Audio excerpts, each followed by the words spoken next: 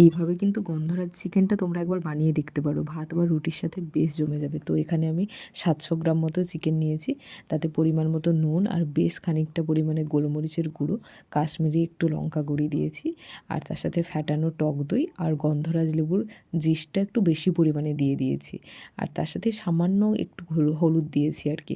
হলুদটা না দিলে একদমই সাদা সাদা লাগে, তো কিন্তু আমার মনে হয়েছিল যে একটু হলুদ দিলে হয়তো কালারটা ভালো আসবে, সেই জন্যই আর কি সামান্য হলুদ দিয়ে এটা ম্যারিনেশন করে ঘন্টাখানেক মতো রেখে দিয়েছিলাম। তো ঘন্টাখানেক ম্যারিনেশনের পরে কড়াইতে একটু বেশি করে সাদা তেল নিয়ে নিয়েছিলাম।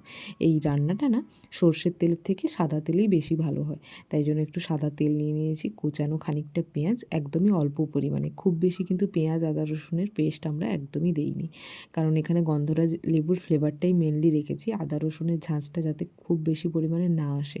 তোমরা দেখতে পাচ্ছ 700 গ্রাম মাংসের জন্য কিন্তু এই সামান্য পরিমাণ মশলা কষিয়েছি।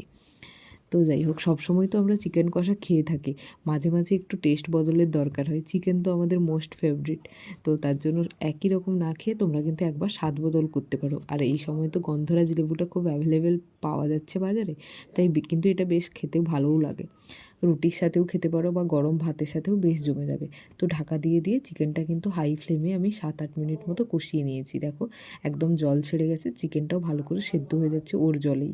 এক্সট্রা কোনো জল আমি এখনও পর্যন্ত ইউজ করিনি, অনেকটাই জল বেরিয়েছে চিকেন থেকে। তো ঢাকা দিয়ে দিয়ে ভালো করে কষিয়ে নিচ্ছিলাম একদম।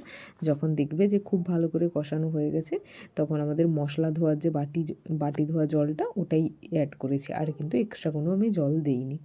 তো চিকেনটা খুব একটা সাদা হয়নি, তবে খুব একটা কালারও হয়নি, যেহেতু সামান্য পরিমাণে হলুদ দিয়েছি। তো বেশি রস রাখবো না, এটা একটু গ্রেভি গ্রেভি টাইপেরই হলে ভালো লাগবে, তাই সামান্য পরিমাণে জল দিয়ে এটা একটু ফুটিয়ে নিয়েছি আর কি, যাতে চিকেনটা আরও ভালো করে সেদ্ধ হয়ে যায়। তো চিকেনটা যখন এইরকম পরিমাণে সেদ্ধ হয়ে গেছে, দেখলাম টেস্ট করে যে বেশ ভালো লাগছে, ওপর থেকে বেশ খানিকটা আবার গোলমরিচের গুঁড়ো আর তার সাথে কয়েকটা চেরা কাঁচা লঙ্কা, বা সেটুকুই।